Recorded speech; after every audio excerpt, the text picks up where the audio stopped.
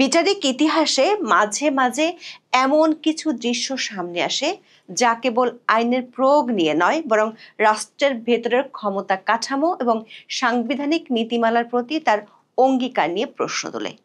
এমন নতুন, এমন ঝকঝকে রঙের আর এমন লাক্সারিয়াস বাসে করে আসামিদের নিয়ে আসা হয়েছে, এমনটা অতীতে বাংলাদেশের কোনো আদালতে দেখেনি কেউ। কদিন আগেও আদালতে উচ্চপদস্থ সামরিক কর্মকর্তা, সাবেক প্রধান বিচারপতি, সাবেক বিচারক, মন্ত্রী, এমপিদের আদালতে আনা হয়েছে দাগি আসামির মতো পিছমোড়া দেয়া হাতে হাত করা পরিয়ে, রং খসে পড়া নীল মুড়ির টিন মার্কা পুলিশের প্রিজন ভ্যানে। সেখানে 22 অক্টোবর 15 সেনা কর্মকর্তাকে একযোগে সিভিল আদালতে হাজির করা হলো জেল কর্তৃপক্ষের লাক্সারিয়াস বাসে করে। তাদের হাতে ছিল না কোনো হাতকড়া।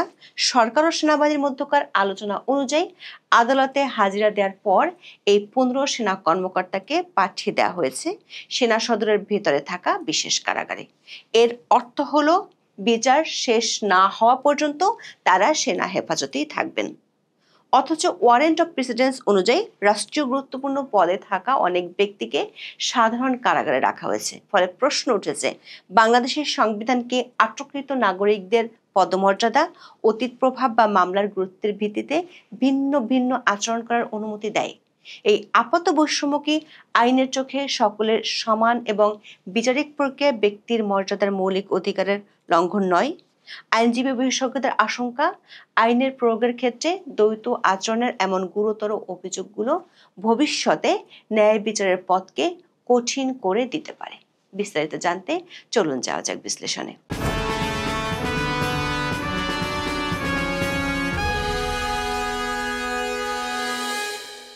গতকালের ভিডিওতে আমরা বলেছিলাম, গুমসহ মানবতাবিরোধী অপরাধের 3টি মামলায় সেনা হেফাজতে থাকা বাংলাদেশ সেনাবাহিনীর 15 জন সেনা কর্মকর্তাকে 22 অক্টোবর আদালতে হাজির করা হবে।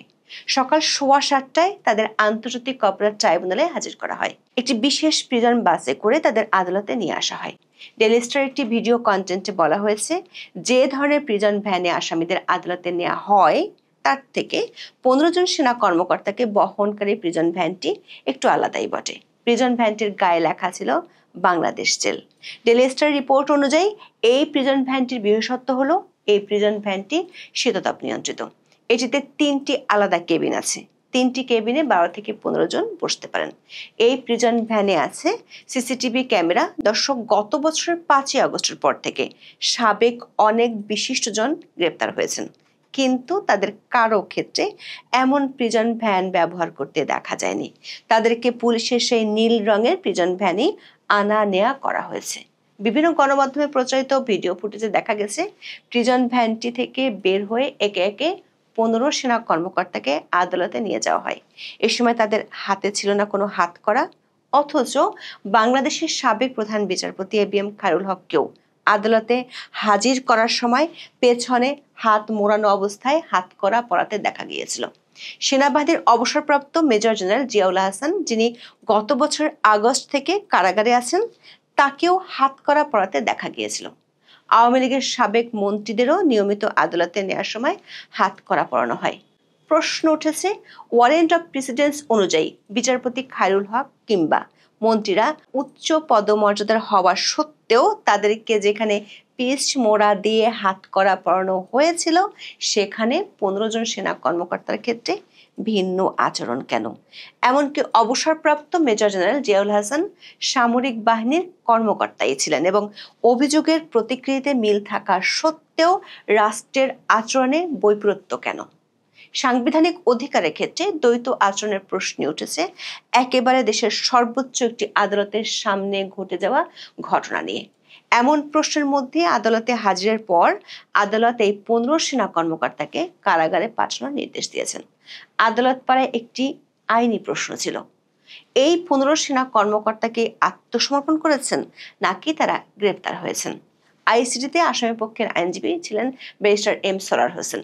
তিনি দাবি করেছেন, আইনের প্রতি শ্রদ্ধাশীল হয়ে এই সেনা কর্মকর্তারা আত্মসমর্পণ করেছেন, তবে পদ্ধতিগত কারণে তাদের গ্রেপ্তার করার কথা বলা হয়েছে। অবশ্য আইনজীবীরা বলছেন, যেহেতু ব্যক্তিগত গাড়িতে নয়, বাংলাদেশ জেল কর্তৃপক্ষের প্রিজন ভ্যানে করে তাদের আদালতে নিয়ে আসা হয়েছে, আটক বা গ্রেপ্তার দেখানো ছাড়া কারাগারের প্রিজন ভ্যানে এমনি এমনি কারো ওঠার সুযোগ নেই। 15 সেনা কর্মকর্তার আইনজীবী সাংবাদিকদের জানান, তারা আদালতের কাছে 3টি আবেদন করেছেন। আবেদনগুলো পরবর্তী ডেটে শুনানি হবে। এর মধ্যে একটিতে জামিনের আবেদন করা হয়েছে, আরেকটি হলো প্রিভিলেজ অফ কমিউনিকেশনের আবেদন। এর অর্থ হলো রক্তের সম্পর্ক আছে এমন আত্মীয় ও আইনজীবীদের নিয়ম অনুযায়ী দেখা করার সুবিধা। আর তৃতীয় আবেদনটি হলো অভিযুক্তদের সাবজেলে রাখার আবেদন।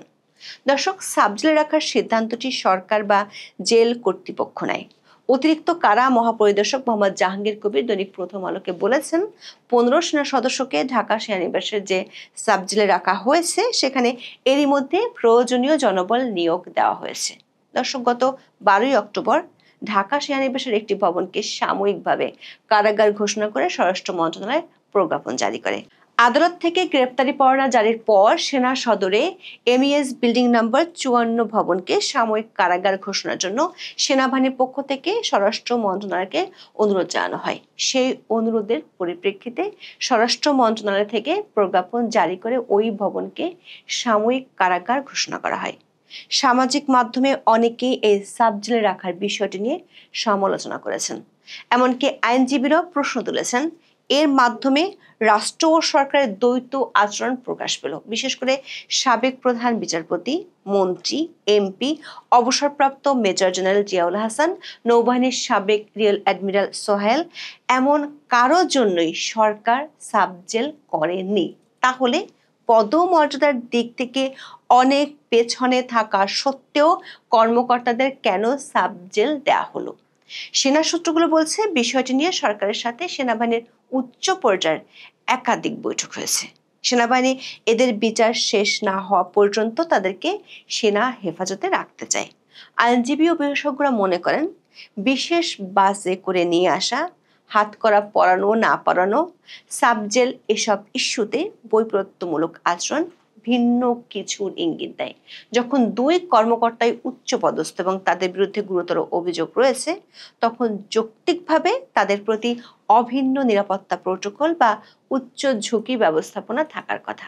কিন্তু একজনকে হাত করা পরানো হবে, অন্যজনকে বিশেষ সুবিধা যেমন এসি ভ্যান, সাবজেল দেওয়া হয়, তখন এই প্রোটোকলগুলো নিছক নিরাপত্তা ঝুঁকি বা আইনি ভিত্তি অনুসরণ করে ব্যবহৃত হয়নি, বরং রাষ্ট্রীয় ক্ষমতা কাঠামোর ভেতরে বার্তা দেওয়ার জন্য বা রাজনৈতিক বা প্রশাসনিক উদ্দেশ্য হাসিলের জন্য উদ্দেশ্যমূলকভাবে ব্যবহৃত হয়েছে।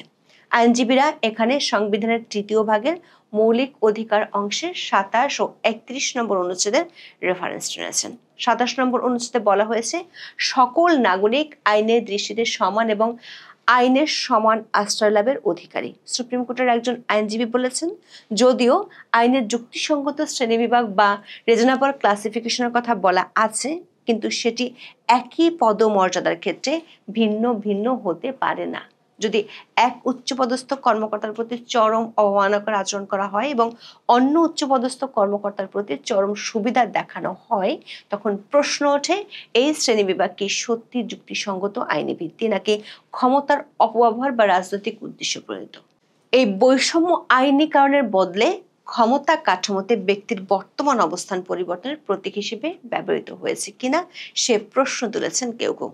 দর্শক, সরকার ও প্রশাসনের এমন দ্বৈত আচরণের মধ্যে আরো একটি গুরুতর অভিযোগ করেছেন কেউ কেউ। Human rights activist Khandaker Rakib এক ফেসবুক পোস্টে লিখেছেন, গুম কমিশনের রিপোর্টে যাদের অভিযুক্ত করা হয়েছে, তাদের মধ্যে যাদের সেনা হেফাজতে নেওয়া হয়েছে, তাদের একটি অংশ ব্যক্তিগতভাবে নতুন করে কাউকে গুম করেনি বা বিচার বহির্ভূত হত্যার সঙ্গে যুক্ত ছিল না।